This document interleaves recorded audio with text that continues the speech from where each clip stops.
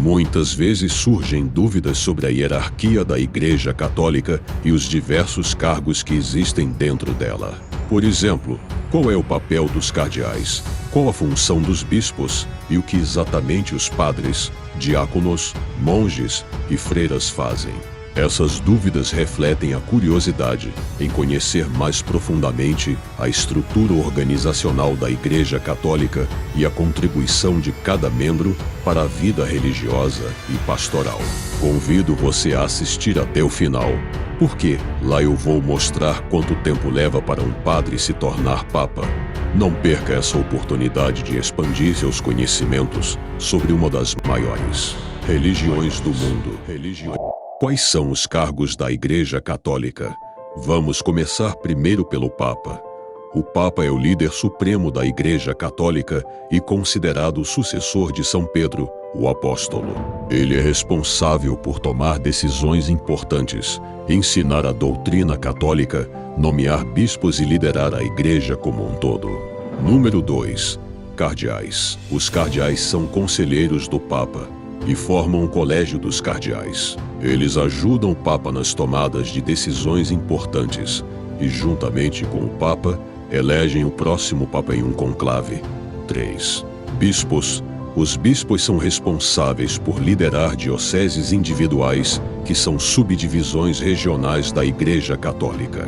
Eles têm autoridade sobre o clero e os fiéis em sua diocese, ensinando a doutrina católica, administrando os sacramentos e supervisionando as atividades pastorais. 4. Arcebispos.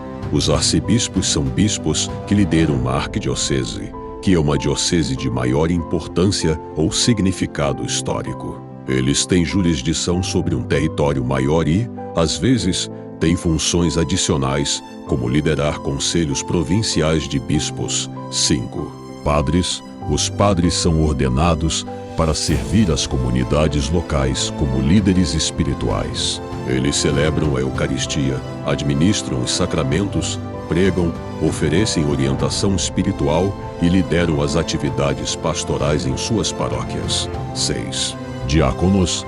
Os diáconos são ordenados para um ministério de serviço na Igreja.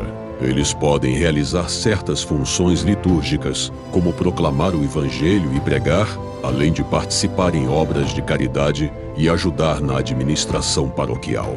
Além dessas hierarquias, existem várias ordens religiosas, como os monges e as freiras, que vivem em comunidades dedicadas à oração, ao serviço e a uma vida religiosa mais contemplativa. Existem também cargos e funções administrativas e pastorais em níveis diocesanos e paroquiais, como chanceler, vigário-geral, entre outros. Conhecendo isso, a dúvida que fica no ar é: como um padre pode se tornar um papa? Se você imaginar que as ordenanças são como escadas, e logo o papa está no topo, qual é a função do primeiro degrau? E quais degraus são os seguintes na ordem crescente até o Papa? Vou listar agora algumas das funções em ordem, 6 etapas para alcançar e se tornar um Papa. A primeira etapa é o leigo. Todos os membros da Igreja Católica começam como leigos, ou seja, como fiéis, com ou sem ordenação clerical. A segunda etapa é o diácono. Alguns leigos são ordenados diáconos permanentes, desempenhando funções pastorais específicas na Igreja, como auxiliar nas celebrações litúrgicas e se envolver em atividades caritativas. Terceira etapa: presbítero ou padre.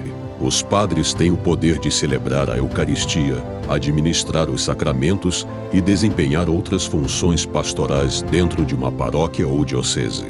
Quarta etapa: bispo. Em alguns casos, padres podem ser nomeados bispos. Os bispos são responsáveis por uma diocese, que é uma divisão geográfica da Igreja Católica e tem autoridade pastoral sobre um determinado território e seus fiéis. Quinta etapa: arcebispo. Alguns bispos são nomeados arcebispos. Os arcebispos têm uma autoridade mais ampla e supervisão sobre uma província eclesiástica, que é composta por várias dioceses. E a sexta etapa: cardeal. Os cardeais são escolhidos pelo Papa entre os bispos, padres e ocasionalmente leigos. Eles são considerados conselheiros do Papa e membros do Colégio dos Cardeais. Embora a maioria dos cardeais sejam bispos no momento de sua nomeação, também há casos de padres que se tornam cardeais. É importante destacar que essas funções podem variar de acordo com a estrutura e organização da Igreja Católica em diferentes regiões. Além disso, a nomeação para qualquer uma dessas posições é feita pela autoridade eclesiástica competente, de acordo com as normas e práticas da Igreja Católica. Deixe o seu like.